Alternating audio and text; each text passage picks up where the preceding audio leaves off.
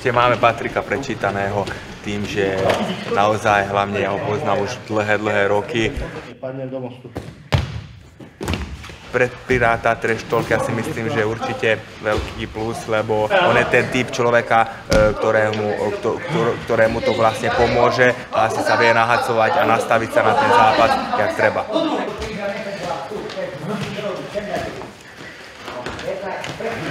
Po zdravostnej stránke sa už cítim dobre, naskočil som do tréningu vlastne po chorobe a nebudem hovoriť, že to nie je trošku cítiť, ale nie je to niečo, čo by som mal nejaké obavy ísť do toho zápasu alebo niečo podobné.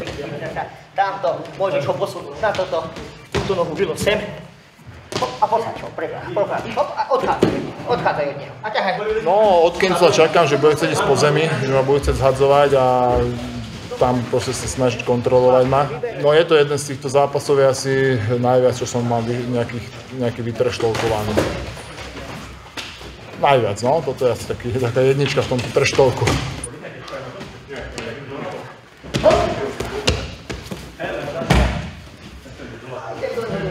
To je príjemné.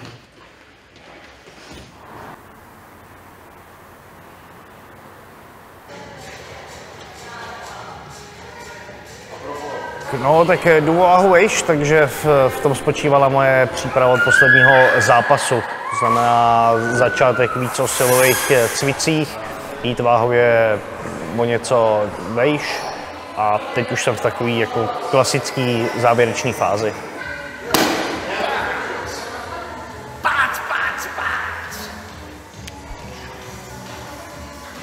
Hele, je takhle, já to nechci vnímat, samozřejmě spousta lidí mi psalo, že tam na mě nějakým způsobem útočil.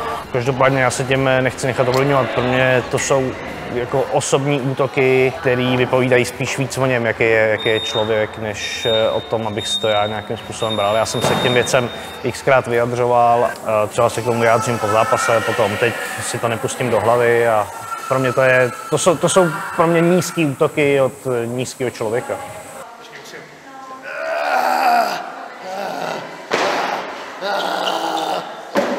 Takhle to jsou diváci zvyklí, ne? Nemyslím si, že by se z toho stal osobní fight, hlavně protože se to vyvrbilo až teď, nějaká takováhle animozita. Ale nemyslím si, že by to byl jednoduchý zápas, ale zároveň vůbec nepochybuji o tom, jak by měl ten zápas probíhat, anebo jak by měl dokonce skončit. Znamená pro mě to, že budu šampion Oktagonu, nejlepší český a slovenský organizace a znamená pro mě, doufám, i odvetu s Lemolou. Žádný teoreticky, já vyhraju ten zápas, takže a pak další, kdo mě zajímá, je ta odveta.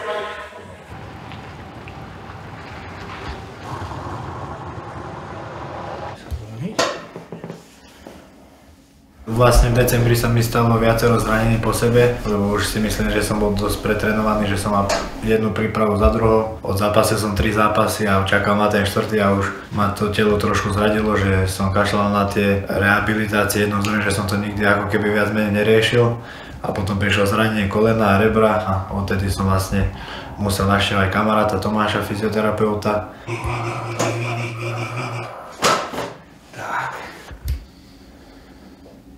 S Lasom sme začali vlastne spolupracovať po jeho zraneniach, respektíve zranenia kolena a následne po zranení tých medzirebrových svalov a asi to zranenie tých medzirebrových svalov bolo také dosť vážne.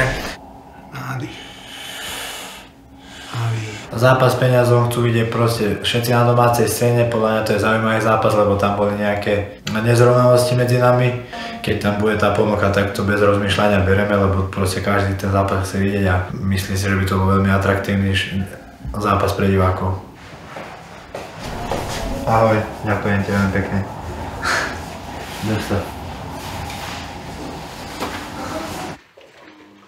Trošku pohneme. Tak příprava začínala tak, že jsem musel trošku schodit, protože jsem přes pauzu malinko nabral, ale všechno se podařilo, mám teď skvělou, takže nic jsme neměnili, protože zatím všechno funguje. A jede, na boxu, zvednu Rozhodně Lohorého nepodceňuju, lidi píšou, že je to potrava, tak to se asi zbláznili, prostě já ho beru jako výzvu, je to přece jenom zkušený zápasník, který byl v Bellatoru, v Cage Warriors, má hodně titulů, takže nepředvídatelný soupeř a rozhodně ho beru jako další výzvu. Bude to zajímavý, si myslím, pro oko diváka. Bude to plný násilí, prostě jako, i když to bude na zemi, takže si myslím, že se určitě máte na co těšit, no. Doufám teda v to.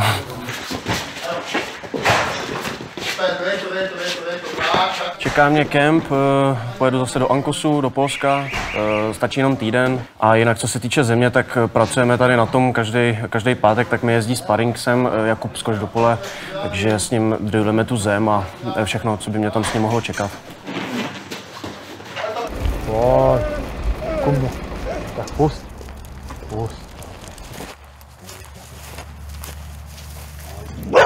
Áno. Áno, jasné, je to, že medzi nami prebehol nejaký trash talk a to, že to takto rozbehol, tak určite to je väčšia ešte motivácia na tomu rozbiť hubu. Ja som ho nikdy nemusel, pretože tak pamätal som si tie veci, čo robil s tým Gáborom a všetko okolo, tak som vedel, že to není moc veľký chrbťák, že tá chrbtová plutva mu chýba, že mu ju niekto urezal, ale tým, že sa ešte začal do mňa opierať a že začal mi vlastne diktovať, čo ja mám robiť a čo nemám robiť, tak ma už úplne nasral. A tým pádom sa tak k nemu budem správať aj. Lahni, ostaň. Hop. To je peso.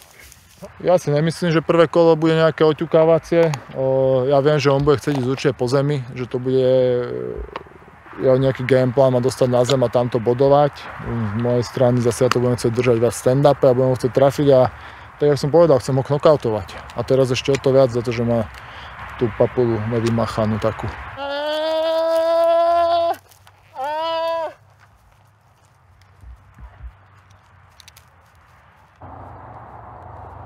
Dobrý den, pane Košťál.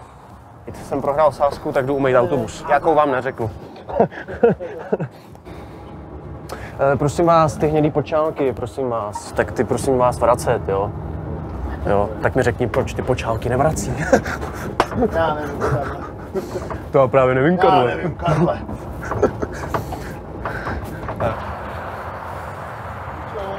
Ty vole, teď už to jede, vole.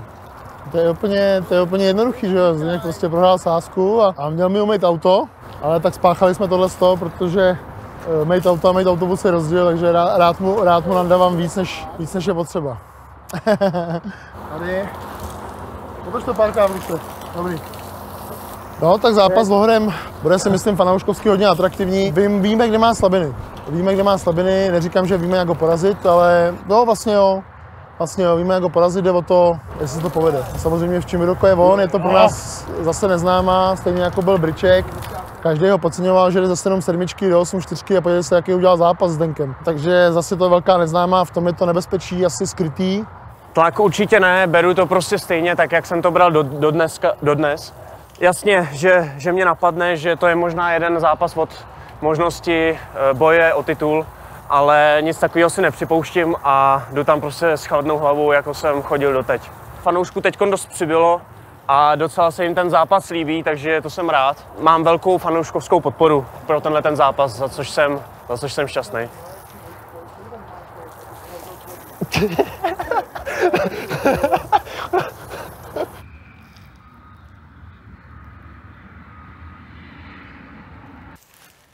Pojdem.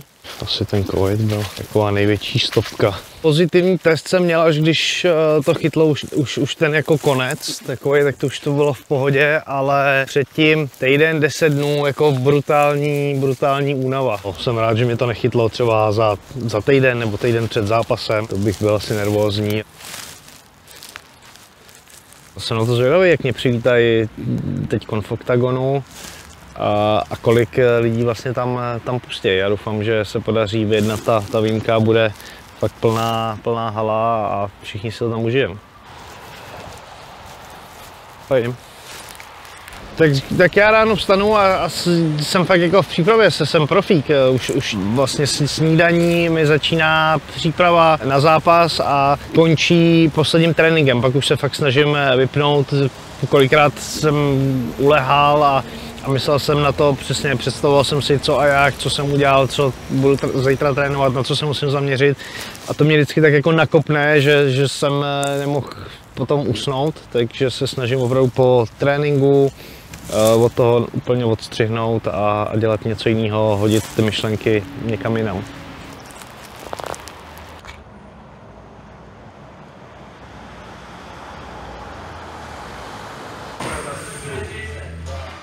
Príprava už trvá skoro 5 mesiacov, lebo 3 mesiace som sa pripravoval na Mateja, mesiac do zápasu alebo 3 týždne sa mi stalo to zranenie kolena. Takže ešte som to nejak tak uhral, že nechceli sme kvôli tomu rušiť zápas a potom som bol vo Švajčiarsku na kempe vlastne a tam som si natrhol tie medzirebrové svaly, takže už sa to muselo úplne zrušiť. Jednu, urobíš jednu, hop, a potom ideš. Hlava, telo, hop, hop, kontra, hop, raz.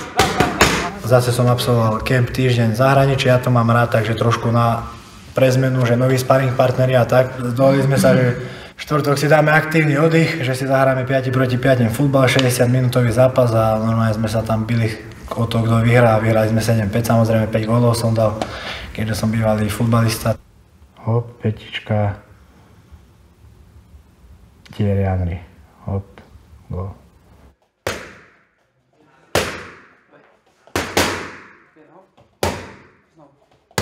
No tak zatiaľ som mal aj trochu šťastia, že to popadalo v prvom kole. Vždycky chcem ísť, že urobím pekný zápas, že budem poslúchať trénerov a taktiku a že treba ísť aj do druhého, niekedy aj do tretieho, užiť si to, ale veľakrát mi to nevyjde. No. Janko môj. Vlastík. Akurát natáčame na... Zase máš zlú batériu. Vidíš, nemám, ty kokos, furt ju mám vybitú. Ale takto narýchlo, že aby som ti dal informácie o tréningu, tak mám odlapovaných 35 kôl. Čávez. S Lastom nás čaká najbližšie, ešte máme nejaký skoro mesiac do zápasu, tak nás čaká hlavne nejaké prispôsobovanie sa na konkrétneho súpera, čo nám ho bude platiť, čo budeme chcieť Vlasta, aby v tom zápase robil. Super sa nám spolupracuje, je to taká moja krvná skupina. Sadli sme si a ten tréning nás, myslím si, že obidvoch baví.